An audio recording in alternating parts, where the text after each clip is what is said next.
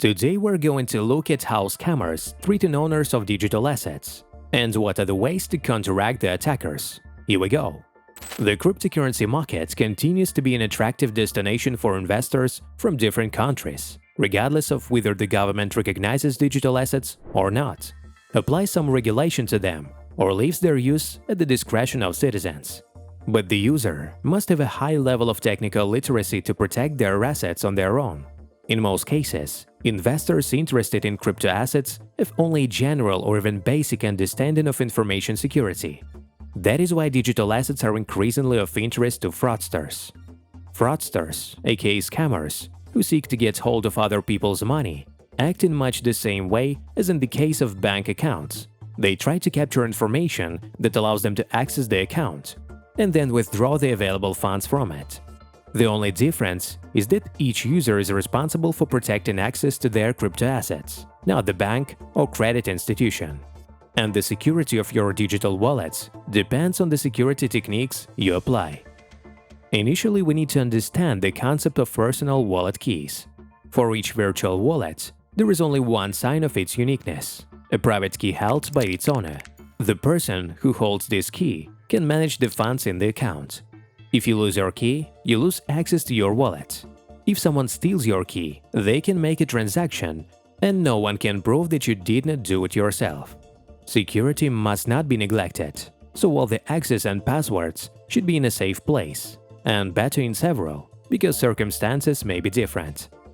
Let's move on to the methods of protection. Today, scammers use standard schemes and almost the same tools to steal funds from virtual wallets. Therefore, in order to counteract them, it is sufficient to adhere to the standard rules. Rule number 1.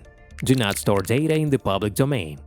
If the file with the key is just on your desk or on the flash drive of your mobile device, the risk of losing your assets increases.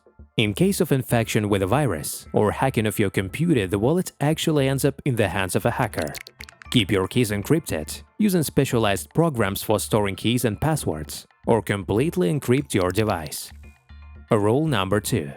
Don't use the same passwords, especially when it comes to crypto exchanges or online wallets. Since we're talking about valuables, it's better to use separate passwords for these services, because otherwise, if your forum or social network account is hacked, attackers will get to your money too. Rule number 3. Protect your mobile devices that you use for financial services. This applies to traditional banking as well as virtual wallets, which are now available for both Android and iOS. Your device could eventually be stolen, so set up password protection and don't use face or geolocation unlocking. On many smartphones, these can be bypassed, for example by showing a picture of the user. That's why some online banking apps won't let you operate your account if you have unlocked the smartphone with your face. Furthermore, it's best to set your phone to self-destruct data after, let's say, 10 unsuccessful unlock attempts. Your data copied to the cloud won't be affected, and the hacker won't be able to find the password by simple guesswork. Rule number 4. Don't fall for tempting offers on social networks. If the wallet is well protected, thieves begin to actively process the victim using social engineering methods. There are known cases when scammers give investment advice for a month and then, having gained trust, asked for access to the wallet for verification. In this case, you yourself provide access to your funds. Recently, the cases of black investors who eventually ask to transfer money and then disappear and never contact you again have become more frequent. Also, many of them offer technical support and introduce themselves as employees of an exchange or service that is supposed to help the user not to lose all of their money. There are also more sophisticated schemes. For example, scammers themselves say that the price does not provide support in social networks and provide a safe link that leads to a fraudulent site. Rule number 5. Keep an eye on your phone number if it is used for two-factor authentication. After all, if you declare yourself as a person with crypto, then sooner or later you will be attacked. For example, Michael Turpin, a famous investor and organizer of crypto conferences, has himself become a victim of SIM card swapping in the recent past. We would recommend not calling or using your SIM card, which receives confirmation codes at all. You can contact your operator to prohibit SIM card restoration or number changing without a physical visit to the office and presenting your ID document. Sometimes it is possible to register a number for confirmation codes in another country, but you have to be careful with your choice here too. For example, the US numbers of some operators are more likely to be attacked through SIM card swapping. Rule number 6.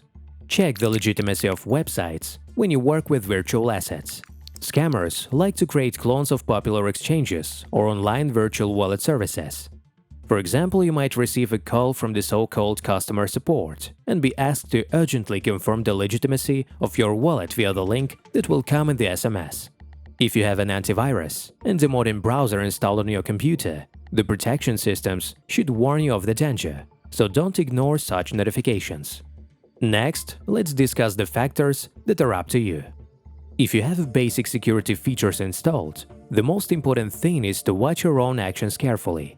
You should be especially cautious about messages regarding the possibility of unbelievable enrichment in the near future, as well as security alerts.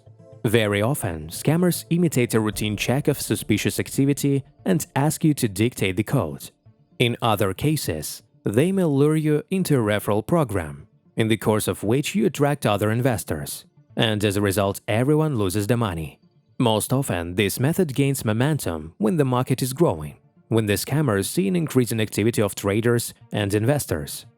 Most often it is applied in the form of investments with high daily income or as a project with a successful team of developers, not supported by facts.